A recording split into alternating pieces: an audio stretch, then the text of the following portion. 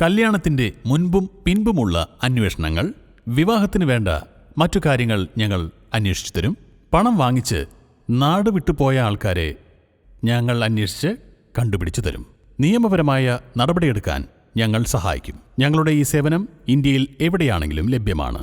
എല്ലാ വിവരങ്ങളും വളരെ രഹസ്യമായിരിക്കും. Bedrock detectives private limited.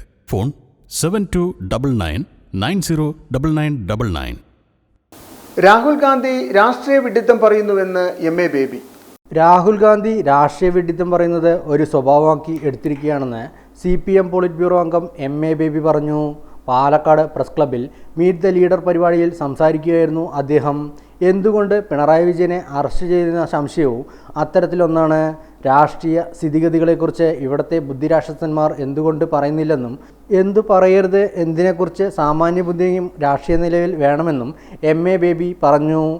കോൺഗ്രസിന്റെയും UDF-ന്റെയും എല്ലാ സ്ഥാനാർത്ഥികൾക്ക് വേണ്ടിയിട്ട് നല്ല വർണ്ണശബളാഭമാർന്ന പ്രചരണം നടത്തുമ്പോൾ അതിൽ ഈ ഇലക്ട്രൽ ബോണ്ടിലൂടെ കോൺഗ്രസ് കൈപ്പറ്റിയ പണത്തിന്റെ പങ്കുണ്ട്.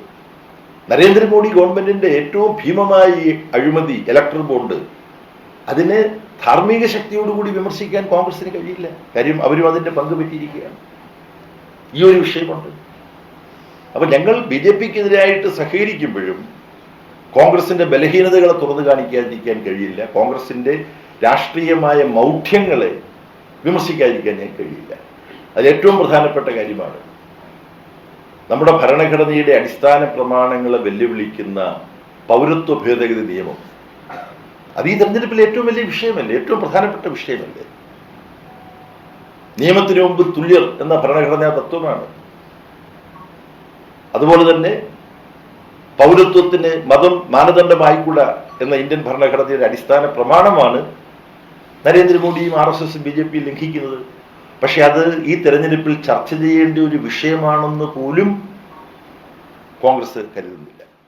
ഇലക്ട്രൽ ബോണ്ട് അഴിമതിയിൽ പങ്കുകാരായ കോൺഗ്രസിനെ ധാർമ്മിക ശക്തിയോടെ മോദി സർക്കാരിനെ എതിർക്കാനാവില്ലെന്നും അദ്ദേഹം കൂട്ടിച്ചേർത്തു. കൊച്ചുകുട്ടികളൊഴിച്ചാൽ സ്വേച്ഛാധിപതികളാണ് സ്വന്തം പേര് പറഞ്ഞ് ആവശ്യങ്ങളും അവകാശങ്ങളും ഉന്നയിക്കുന്നത്. അത്തരത്തിലാണ് മോദി ഗ്യാരണ്ടി എന്ന വാക്കും സ്വേച്ഛാധിപത്യത്തിലേക്കുള്ള ചുവടുവെപ്പെന്ന് സൂചിപ്പിക്കുന്നത്.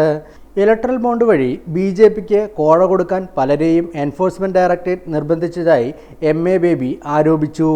ED-യുടെ പേര് പിടിച്ചുപറി ഡയറക്ടറേറ്റ് എന്നാക്കി മാറ്റണമെന്നും അദ്ദേഹം പറഞ്ഞു. പത്രസമ്മേളനത്തിൽ മന്ത്രി MB രാജേഷും പങ്കെടുത്തു.